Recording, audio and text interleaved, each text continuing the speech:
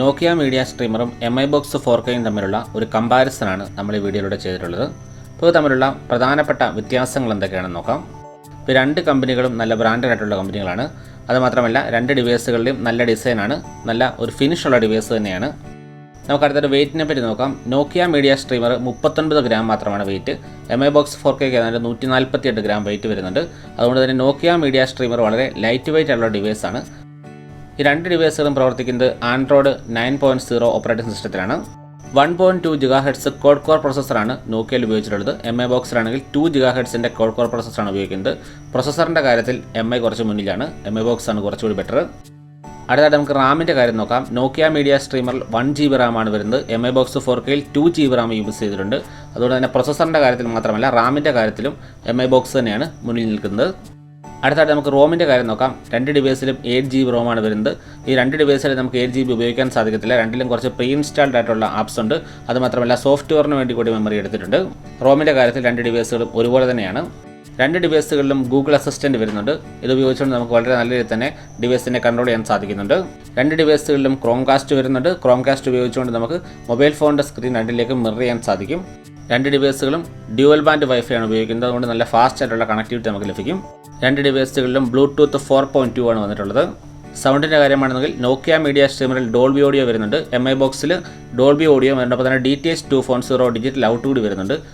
നോക്കിയ media സ്ട്രീമറിൽ IR receiver cable ഉണ്ട്, പക്ഷേ MI ബോക്സിൽ അത് വരുന്നില്ല.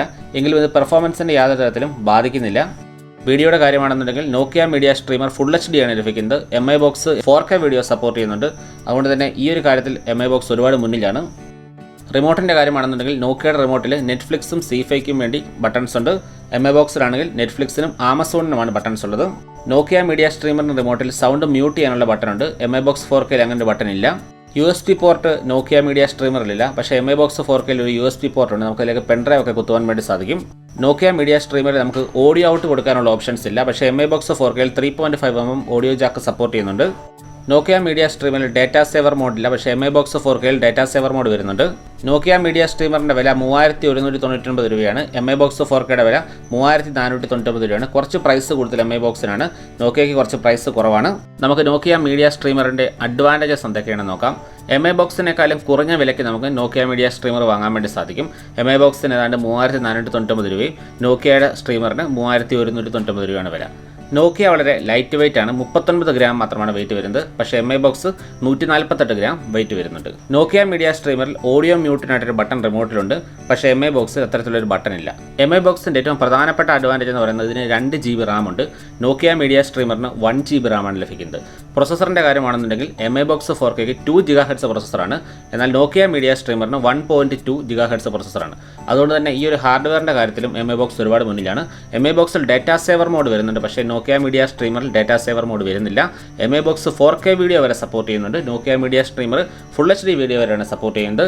നോക്കിയ മീഡിയ സ്ട്രീമറിൽ നമുക്ക് USB അല്ലെങ്കിൽ 3.5 ജാക്ക് പോലുള്ള കാര്യങ്ങളൊന്നുമില്ല, പക്ഷേ MI ബോക്സിൽ USB കുത്താനുള്ള പോർട്ടുണ്ട്.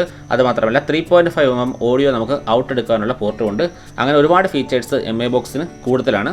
അപ്പോൾ ഒരു കൺക്ലൂഷനായിട്ട് പറയാൻ സാധിച്ചു കഴിഞ്ഞാൽ ഹാർഡ്വെയറിൻ്റെ കാര്യമാണെങ്കിലും സ്പെക്കിൻ്റെ കാര്യത്തിലാണെങ്കിലും MI ബോക്സ് ഒരു പടി മുന്നിലാണ്.